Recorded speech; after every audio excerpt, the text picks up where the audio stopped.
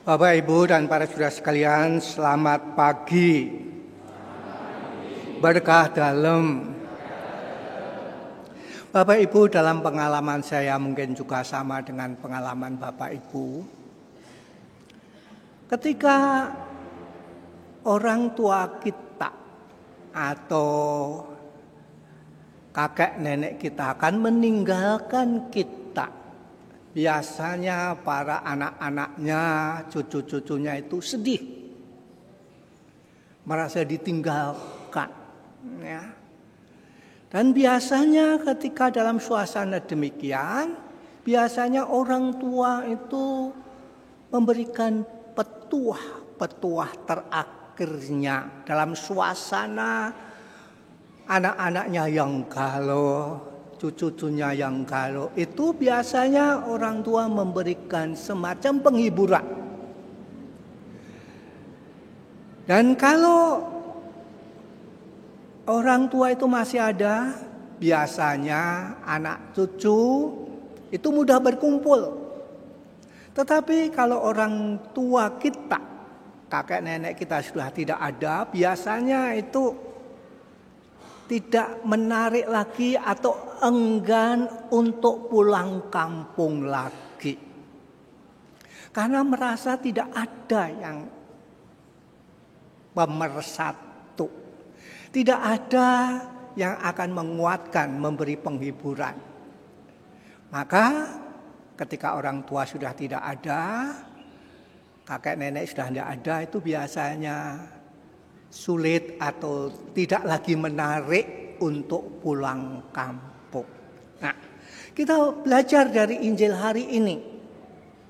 Dikatakan tadi, pada perjamuan malam terakhir, Yesus berkata kepada murid-muridnya, perjamuan malam terakhir dalam ajaran gereja dimengerti sebagai malam perpisahan antara murid dan guru.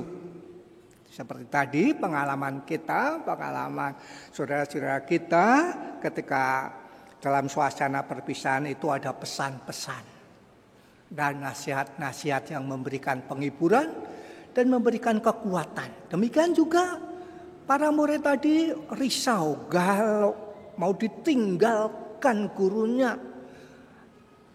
Timbul perasaan seperti anak ayam kehilangan induknya. Suasana galau, risau, bingung. Tidak ada lagi pemersatu. Seperti tadi pengalaman kita, kalau orang tua kita sudah tidak ada, pulang kampung itu sudah tidak menarik. Tidak ada pemersatunya. Tidak ada yang perlu dikunjunginya. Tidak menarik lagi. Demikian juga para murid tadi galau, bingung dalam suasana demikian. Nah, dalam suasana demikian, Yesus menjanjikan bahwa dia akan mengutus Sang Penolong. Yesus akan tetap hadir. Yesus tetap akan menyertai mereka, itu janjinya. Akan tetap menemani sehingga para murid menjadi kuat, menjadi kokoh, menjadi merasa tidak ditinggalkan lagi. Akan mengutus Sang Penolong, yaitu Roh Kudus. Kapan kita menerima Roh Kudus? Kita menerima Roh Kudus secara formal ketika kita dibaptis. Ketika kita menerima sakramen Krisma, sakramen penguatan. Ketika kita menerima komuni. Ketika kita menerima sakramen perkawinan dan sakramen-sakramen lainnya secara formal kita menerima Roh Kudus. Itulah anugerah Allah yang menyatakan bahwa ia tetap akan menyertai kita dalam keadaan apapun juga. Sehingga para murid tadi seperti dalam bacaan pertama, meskipun ditinggalkan Yesus, mereka tetap keliling mewartakan kabar baik bahwa di dalam diri Yesus Kristus ada kehidupan, ada keselamatan, ada pengampunan. Demikianlah para murid yang akan ditinggalkan tadi juga risau, galau, tetapi Yesus menjanjikan akan mengutus Sang Penolong, akan mengutus Sang Penghibur. subur sehingga para rasul, para murid menjadi tenang. Ya, tetap akan disertai.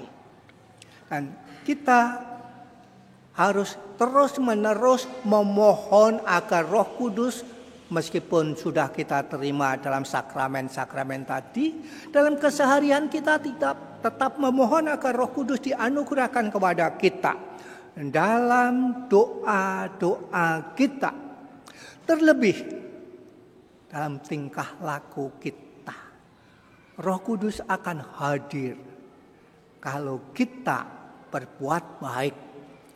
Roh Kudus akan datang dalam diri kita kalau kita mencintai satu sama lain.